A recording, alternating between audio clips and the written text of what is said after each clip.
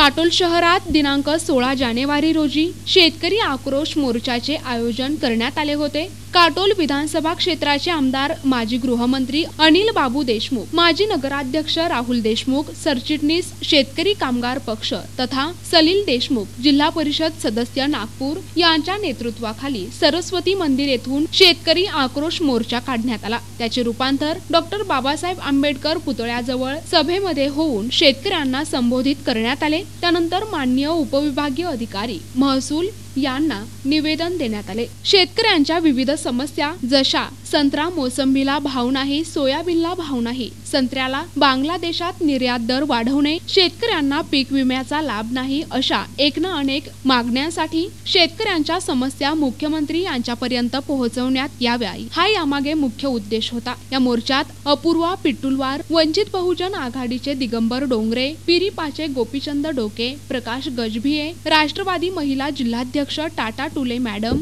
दीपक मोहिते, पुरुषोत्तम बोडखे, नंदलाल मोवाडे, दिलीप चांदूरकर आणि इतर प्रतिष्ठित मान्यवर उपस्थित होते। यावेळी शेतकरी आक्रोश मोर्चामध्ये काटोल नरखेड येथील शेतकरी बांधव स्वखर्चाने हजारोंच्या संख्येने उपस्थित झाले होते।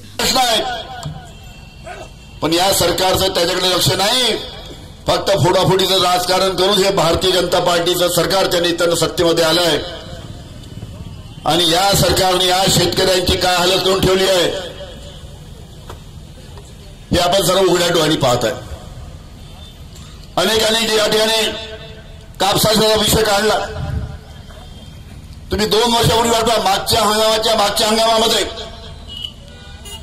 कापसाला 12,500-13,000 हजारापर्यंत 2 वर्षापूर्वी भाव होते। मागच्या वर्षी कापसाला काय भाव होते? या वर्षी कापसाला काय भाव आहे? 6-6.5 हजारावर कापूस आला, जो 13,000चा कापूस 6.5 हजारावर आला। याचं कारण काय? याचं कारण सुद्धा समजून घेतलं पाहिजे। या भारतीय जनता पार्टीच्या सरकारनं जे कापड तयार करणारे कारखानदार आहेत, भगतसिंगासारखे अनेक क्रांतिकारी आपला जीव देऊन टाकले, अनेक जण मेले, अनेक जणांची फाशी झाली, अनेक जण मारले गेले, तरी पण या देशामध्ये क्रांती झाली नाही आणि देश स्वतंत्र झाला नाही। शेवटी सुभाष चंद्र बोस हे हारून गेले, पण त्याच्यानं देश आजाद झाला नाही। एकच माणूस या देशामध्ये होता। आज परिस्थिती अशी आहे की नरेंद्र मोदीचं म्हणणं त्याची बायकोही ऐकत नाही, आपल्या घरात आपले पोट्टेही ऐकत नाही, पण त्यावेळी या महात्मा गांधीचं म्हणणं कन्याकुमारी पासून तर जम्मू काश्मीर पर्यंत सगळे जण ऐकत होते। एवढाच देश नाही तर आजूबाजूचे देश आणि पूर्ण जग त्याचं फॅन होतं आणि त्याच्या एका नाऱ्यावर या देशाच्या स्वातंत्र्याचा लढा सुरू झाला आणि या देशामध्ये त्यांना त्याच एकट्या माणसानं ओळखलं होतं का आपण कितीही क्रांती केली, आपण कितीही बंदुका उचलल्या, आपण कितीही शस्त्र हातात घेतले, तर या देशाला आपण आझादी मिळवून देऊ शकत नाही। म्हणून आपण अहिंसात्मक पद्धतीनं लढलो पाहिजे आणि याच्या माऱ्यावर आपण सोबत गेलं पाहिजे।